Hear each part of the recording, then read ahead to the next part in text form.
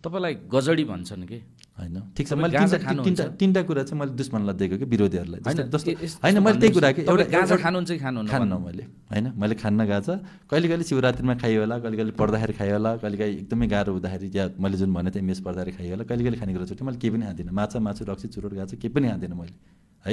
म गाजा खाने नि छुटाउने डक्टर हो है। तर मैले विरोधीहरूलाई चाहिँ एउटा गाजा, एउटा पागलपन, एउटा मेरो नाम, यो तिनवटा चाहिँ मैले किन दिएको भन्छु है त। किन भन्दाखेरि चाहिँ गाजा नेपालको लागि वरदान हो है। मैले 77 जेलमा गाँजा स्टोर खोल्दैछु, अस्ट्रेलिया पनि खोलिसकेको छु है। नेपालको गाँजाले मात्र मैले किसानको कमाइ 4 गुणा बढाउन सक्छु र शिक्षा स्वास्थ्य फ्री गर्न सक्छु। म गाँजा खाने होइन छुटाउने डक्टर, अहिलेसम्म 5000 जनाको ड्रग छुटाइसकेको छु र म 6 महिनासम्म टिचिङ हस्पिटलको एडिक्सन डिपार्टमेन्टको इन्चार्ज भएर काम गरेको छु डक्टरको है। एकदमै यो कुरा क्लियर हुनुहोस् पहिला। अर्को कुरा पागलपन जरुरी छ पाउनको लागि गतिशील लगनशील। म पागलको पनि डक्टरमै गाँजाको पनि डक्टरमा यो मेरै विषयमा मान्छेले चाहिँ मलाई भन्दाखेरि जस्तो तपाईँ काङ्ग्रेस एमाले कोही भयो एउटा अनि मेरो पोस्ट हेरेपछि त कमेन्ट त गर्नु पऱ्यो सर, केही न केही गाली त गर्नु पऱ्यो नि त। सबैलाई केही न केही त भने नि त, मलाई पनि केही न केही त भन्छ भन्नै पर्छ कि सर। त्यही भएर मेरा विरोधीहरूलाई म आफैले दिएको गाँजा भन, म एकदम प्राउड है कि मलाई एकदम खुसी लाग्छ कसै मलाई गजडी भन्दा, किन म गाँजा छुटाउने डक्टर हो।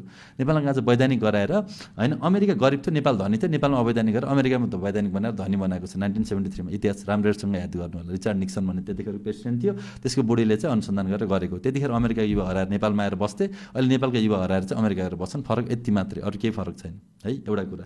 अर्को कुरा पागलको पनि कुरा गर्छन्, त्यसको पनि डक्टरमा यो देश बन्नलाई पागल पनि चाहिन्छ होइन। मेरो त्यही भएर म पहिला डक्टर पढेर पागलपनको पनि डक्टर भएर एमडी गरेर त्यसपछि चाहिँ यो गाँजा सम्बन्धी डक्टर भएर बल्ल आएको क्या म, बुझ्नुभयो नि है। त्यही भएर आएको। त्यही भएर मैले खानुहुन्न, मैले खाँदिनँ है। त्यो अस्ति भर्खर मेडिकल गर्दाखेरि तपाईँको होइन नि यो सबै त यिनीहरूले मलाई फसाउनु परेको छ। पहिला पनि गरेको, पहिला ड्रगै केसमा फसाउनु खोजेको थियो, योपालि गाँजा केसमा फसाउनु खोज्यो।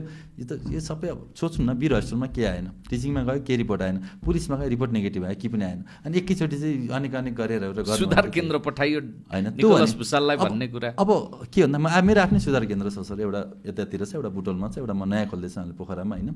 म आफैले म चाहिँ लगभग धेरैवटा खोल्नु पनि मन छ, किन भन्दाखेरि ड्रग छुटाउन सकिन्छ कि it's a medical illness and we can treat it easily कि यो कुराहरू चाहिँ है। तर यिनीहरूले अरू केही मेरो त केही छैन नि त सर। न मैले कसैले 1 रुपियाँ खाइदिएको छु, न मैले कसैलाई एकचोटि नराम्रो गरेको छु, न मैले केही गरेको छु, केही छैन नि त मेरो। अब केही नभएर चाहिँ यिनीहरूले गर्न खोजेको। तर यसका लागि म धन्यवाद दिन चाहन्छु, धन्न गाँजा भेटाएको छु तिमीहरूले होइन। भन्न खोजेको चाहिँ गाँजाकै विज्ञ भएको हुनाले मलाई त्यसमा चाहिँ कुनै पनि दुःख लाग्दैन। गाँजा र पागल पनि मेरै विषय हो, यसमा मैले जति पनि डिफेन्स गर्न सक्छु कि सर। भनेको तपाईँलाई गजडी र पागल भन्दा फरक पर्दैन? खुसी लाग्छ कि सर मलाई है, एकदमै सिरियसली खुसी लाग्छ कि मलाई, एकदमै खुसी लाग्छ। गजडी निकोलस भुसाल भन्दा खुसी लाग्छ? एकदम गर्वन्वित फिल हुन्छ कि सर। सिरियस हो, म गफानी होइन है त, किन म आफैले देखेको कुरा हुन् कि यिनीहरू है। कहिले काहीँ चाहिँ खानुहुन्छ? होइन कहिले नि खाँदिनँ कि सर, खानी भनेर खाँदिनँ सर होइन। तर तपाईँले पर्वमा शिवरात्रितिर कहिले काहीँ खाइहाल्यो त